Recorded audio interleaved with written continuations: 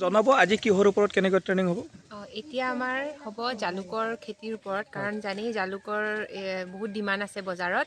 সেইকাৰণে কেনেকৈ জালুকৰ পুলি আমি প্ৰস্তুত কৰিব পাৰোঁ খুব সোনকালে, ক্ষিপ্ৰ পদ্ধতিৰে কেনেকৈ কৰিব পাৰোঁ আৰু কেনেধৰণৰ ডাল আমি ল'ব লাগিব জালুকৰ পুলিৰ কাৰণে, সেইবিলাকৰ ওপৰত ট্ৰেইনিং হ'ব। আৰু তাৰ উপৰিও ধৰক মালচিং, যিটো আমাৰ আচ্ছাদন বুলি কোৱা হয়, সেই আচ্ছাদনৰ ওপৰতো আমাৰ ট্ৰেইনিং হ'ব। ট্ৰেইনিং মানে কি, হাতে কামে কৰা হ'ব। আৰু ইতিমধ্যে আমাৰ ষ্ট্ৰবেৰী খেতি আৰু অমিতাৰ খেতিৰ ওপৰত বিশেষভাৱে আলোচনা হৈ গ'ল। আৰু আমি যিটো বায়ুক কলমৰ কথা কালি কৈ আছিলোঁ, বায়ুক কলমৰ ওপৰতো আমি এতিয়া হাতে কামে দেখুওৱা হ'ব কেনেধৰণে কৰা হয়। ষ্ট্ৰাকচাৰটো বনাই পিনে কৰোঁ সেইটো। আৰু এটা এনেকৈ গছতো কৰিব পৰা যায়। সেই গছত যেতিয়া কৰে নহয়, যিবিলাক আমাৰ ৰানাৰ ওলায়, ৰানাৰৰ পৰাহে আচলতে আমি পুলিটো কৰিব লাগে। ৰানাৰ দেখাই নাই দেখোন।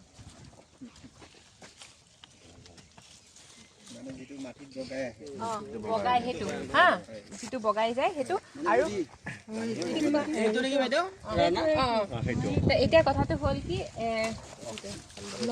এইটো আছে তাৰমানে বহুত কেইটা পদ্ধতি আছে হা।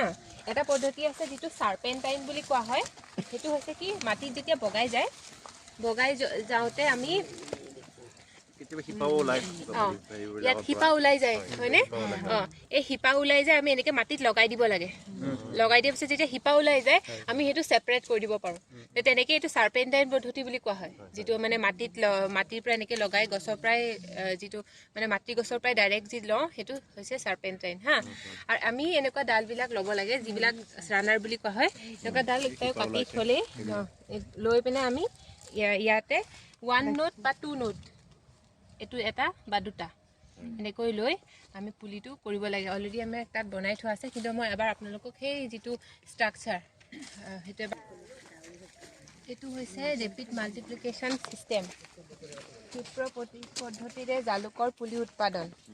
কি পদ্ধতিত না? ক্ষিপ্ৰ পদ্ধতি মানে সোনকালে, কম সময়ৰ ভিতৰত আমি কেনেকৈ পুলিটো ওলাব পাৰোঁ। আৰু এইটো ক্ষেত্ৰত আমাক লাগিব বাঁহ লাগিব, ঠিক আছে। এইটো বাৰো ছিষ্টেম বুলিও কোৱা হয়। এইটো এতিয়া দেখিছেনে কেনেকৈ বনাইছে? আমি প্ৰথমে এটা মানে ঢিপ বনাই ল'ম। এইটো যিটো ঢিপ, যিটো ইমানলৈকে এইটো ঢিপ বনাই ওখ কৰিছোঁ, দেখিছেনে? এইটো অকণ কাছ পিঠা টাইপ হৈছে, মাজৰখিনি ওখ এনেকৈ। তাৰপিছতে কৰাৰ পিছত আপোনাৰ এইটো যিটো হাইট দিয়া হৈছে, ইয়াৰ পৰা ইয়ালে, দেখিছেনে? ইয়াৰ পৰা ইয়ালে যিটো হয়, এইটো মানে আপোনাৰ হেৰি কৰি দিছে ডাইৰেক্টলি। ক'ত লগাইছে? সেইটো আপোনাৰ মাটিৰ ওপৰত 2 ফুট ওখ, 2 ফুট ওখ, আৰু মাটিৰ তলত 1.5 ফুট। তাৰমানে খুটাটো আমি 5 ফুট আমি ল'ব পাৰোঁ।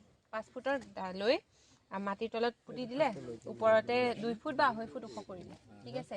কৰাৰ পিছত এনেধৰণে এই বাঁহবোৰ দেখিছেনে? এই বাঁহটোত কিয় থলীয়া বস্তা বান্ধিছে কওকচোন? ধৰিবৰ কাৰণে। আৰু ইয়াৰ ভিতৰত আমাৰ ভাৰ্মি কম্পষ্ট আৰু হেৰি মাটি দি পেলাই মিক্স কৰি লোৱা হৈছে ইয়াতে বাঁহতে হা। আৰু যেতিয়া ই বগাই যাব, তাৰ পৰা নিউট্ৰিয়েণ্ট লৈ শিপা ওলাই বগাই যাব। এইটো হৈছে মানে হেৰি ছিষ্টেম। আৰু এতিয়া ইয়াৰ পৰা এইটো দেখিছেনে, এইটো ওলাই আহিছে ডাল। ইয়াৰ পৰা ঢেৰ এতিয়া ৰানাৰ ওলাব, আৰু সেইবোৰ আমি কাটি কাটি নি লগাম, পুলি কৰিম। আৰু ইয়াতে এইটো যিটো এইটো দিছে, এইটো নলা এটা কৰি লোৱা হৈছে, নলা। আৰু সেই নলাটো প্ৰায় 1/2 ফুট দ, 1/2 ফুট দ কৰি লৈ এই গোটেই এই নলাটোত কেঁচুসাৰ গোবৰ দিয়া হৈছে। দি তাৰপিছতে আমি পুলিটো ইয়াতে লগাই দিম। নলাটোত পুলিটো লগাই দিছোঁ। আৰু আমি ইয়াক এই বাঁহৰ ওপৰেদি যাবলৈ দিছোঁ। আৰু দেখিছেনে, এটাৰ পৰা এটা প্ৰায় আপোনাৰ 2 ফুটেই দূৰত্ব, এনেধৰণে আমি লগাই ল'ব লাগে। আৰু এইখন দিয়া এইটোৱে কাৰণ, যাতে মানে মাটিখিনি সৰি নপৰে আৰু গছটোৱে ধৰি ল'ব পাৰে, আৰু আপোনাৰ জীপটোও থাকে, সেইটো কাৰণে। আৰু আমি ইয়াতে পানী দি থাকোঁ, যাতে মানে নাই এইটো হৈছে জালুকৰ এটা মানে সোনকালে পুলি প্ৰডাকশ্যনৰ এটা হেৰি। ইয়াতে আমি ফল লাগিবলৈ নিদিওঁ, অকল আমি জালুকৰ পুলি বনাওঁ। এইটো কৰিবলৈ যাওঁতে আমি প্ৰথমে বেডখন বনাইছোঁ। দেখিছে বেডখন কেনেকৈ বনোৱা হৈছে? 5 ফুটমান আমি বহল কৰি ল'ব লাগে হা। কৰি লোৱাৰ পিছত আপোনাৰ মানে কাছ পিঠিয়া টাইপ কৰি লৈছোঁ, মানে মাজৰখিনি ওখ যাতে মানে হেৰি হয়, ওখ থাকে। আৰু এইটো নলাটো প্ৰায় 1.5 ফুট কি চৰি আধা ফুট দ কৰি আমি যিটো 1 ফুট বহল আৰু আধা ফুট দ সেইটো কৰাত গোটেই নলাটো আমি গোবৰেৰে মানে হেৰি কৰি দিছোঁ। কাৰণ গোবৰটো এইটো কাৰণে বেছি যাতে সোনকালে গ্ৰ'থটো আহে, সাৰটো আমি বেছিকৈ দিছোঁ। তাৰপিছত পুলিটো আমি বাঁহডালৰ তলত লগাই দিব লাগে। আৰু বাঁহডালত ইয়াতে আমি কেঁচুসাৰ আৰু মানে পলি মাটিটো মিক্স কৰি ইয়াতে আমি সোমোৱাই দিছোঁ। আৰু পলিথিনটো ইয়াতে বান্ধি দিয়া হৈছে যাতে সৰি নপৰে আৰু মানে মাটিখিনি ধৰি ৰাখি থাকে আৰু এইখনে। আৰু প্লাছ আপোনাৰ পানী দি থাকিলে এই জীপটো থাকে, কাৰণ এইটোৱে পানীটো দিলে অলপ জীপটো ধৰি ৰাখিব, কাৰণ থলীয়া অৱস্থা হয়। সেইকাৰণে আমি এনেকৈ কৰিছোঁ। আৰু 50%, 50%। এতিয়া ঠাণ্ডা দিন কাৰণে 50%। গৰম দিনত যদি দেখোঁ যে ৰ'দটো বেছি আহিছে, তেতিয়াহ'লে আৰু এটা তলত লগাই দিয়া হয়। এইটো বাইদেউ যেতিয়া আমি ফলৰ কাৰণে লগাম, জালুকৰ কাৰণে, তাত কেনেকুৱা ধৰণে কৰিব লাগিব? ফলৰ কাৰণে লগালে আপোনালোকে গছত দিব লাগিব, তামোল গছত। সাৰ পানী আপোনালোকে দুবাৰকৈ বছৰত সাৰ দিব লাগে। আৰু যদি আপোনালোকে হেৰি দিব নোখোজে, তেতিয়াহ'লে কেঁচুসাৰ বা সাৰ দি পেলাই গুড়িটো চপাই দিব লাগে। ইয়াতে তাত দেখিছিলে ন কাপোৰ মেৰিয়াই দিছিলে, তো সেই কাপোৰ মেৰিয়াই দিওঁতে ইয়াতে পানীটো দি থাকিলে সি জীপটো পাই থাকে।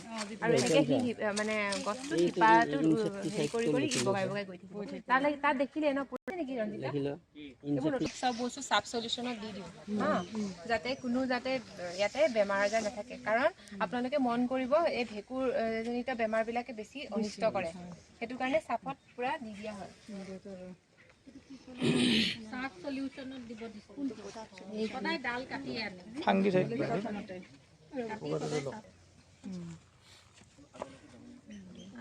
অলপ ইফালে ৱালনাট বুলি কয়। আৰু পাতটো আমি কাটি দিছোঁ কেলে আমাৰ মানে পাত যদি বেছি থাকে ন, পাতটো যদি বেছি ডাঙৰ হয় তেতিয়াহ'লে খাদ্যটো বেছি লাগে। সেইটো কাৰণে পাতটো কাটি দিছোঁ, যাতে এইখিনি যিমানখিনি খাদ্য থাকিব সেইখিনিয়ে এই শিপাটো আহিবৰ কাৰণে চাফিচিয়েণ্ট। নহ'লে বেছি পানীও দিব লাগিব আৰু হেৰিও কৰিব লাগিব। এতিয়া সেইকাৰণে আমি কাটি দিছোঁ এইটো। মেম এইটো ৰাউণ্ডকৈ কাটিলেও হয় নেকি? এইটো ৰাউণ্ডকৈ কাটিলেও হয়? এইটো এনেকৈ ইজিলি কাটি দিছে। আৰু এইটো চাৰ্ফ সলিউশ্যনত থৈ দিছে ন? এইটো দেখিছে 1 নোট, এইটো দেখিছেনে? ইয়াতে আপোনাৰ বেছি নোট আছে, এইটো দীঘলকৈ ৰাখিছে। মানে বহুত ধৰণে কৰিব পাৰে। এইটো আৰু পাণৰ হেৰিটোতো একেই হ'ব। পাণটো একেই, জালুক পাণ একেই।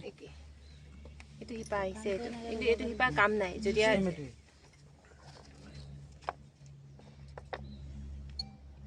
এইটো 2 নোট দেখিছে, ইয়াত আমি পাতটো ৰখা নাই।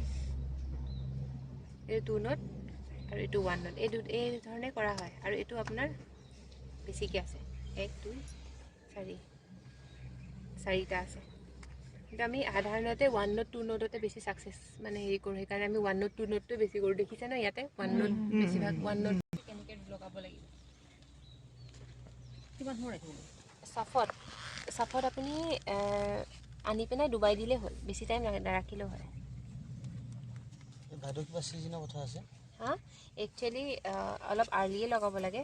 আমাৰ লেটেই হৈছে, কিন্তু এনেকুৱা সময়ত লগালে আমি যদি ভালকৈ পানী চানী দি ৰাখোঁ তেতিয়াহ'লে এইটো হৈ যায়। কিমান দিনত ফল আহে? ফলটো আপোনাৰ 3 বছৰটো লাগে। এইটোতো পুলিৰ কাৰণেহে। এইটো বাইদেউ কেনেকৈ ল'ব যাব? এইটো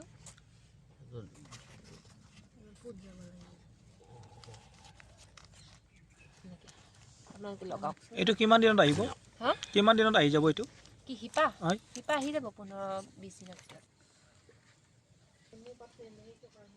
নেমু পাতটো কৰিব পাৰে কৰোঁ বুলিলে, কিন্তু নেমু পাতৰ যিটো চাইজ হয় ন, সেইটো চাইজত আমি এনেকেই কৰোঁ। মানে আৰু শিপা একচুৱেলি মানে মেইন কথাটো হৈছে কি, আমাৰ শিপাটো সোনকালে আহিব লাগে। শিপাটো সোনকালে আহিব লাগে। সেইটো কাৰণে আমি এইটো যে কাটিছোঁ, কটাটো এইটোৱে কাৰণ যদি আমি বেছিকৈ ৰাখোঁ মানে পাতটো, তেতিয়াহ'লে আমাক খাদ্যটো বেছি লাগিব, বুজি পাইছে? আৰু এতিয়া সেইকাৰণে আমি কাটি দিছোঁ, তাক ইমান খাদ্য নালাগে। কিন্তু পাতটো নাথাকিলেও হয় ন ৰঞ্জিত দা, বাকীকেইটাতো পাতটো ৰখা নাই। সেইকাৰণে কাটি দিছে আচলতে।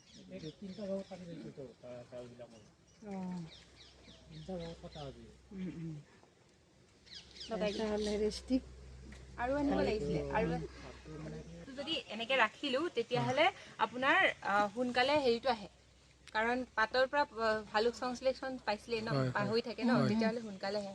সেইকাৰণে পাতটো আধা ৰাখি থোৱা আছে।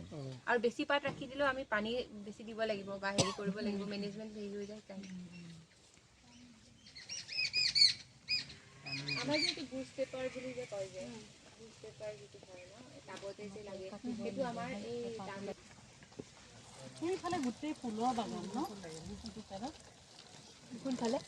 আমি যে নাৰ্জি যে লগাইছিলোঁ এইফালে ফুল, সেইটো মানে এটা প্ৰজেক্ট হয়।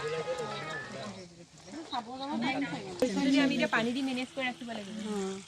বৰষুণৰ ছিজনত কৰে।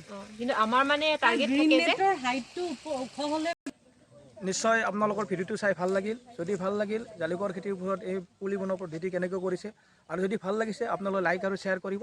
ধন্যবাদ।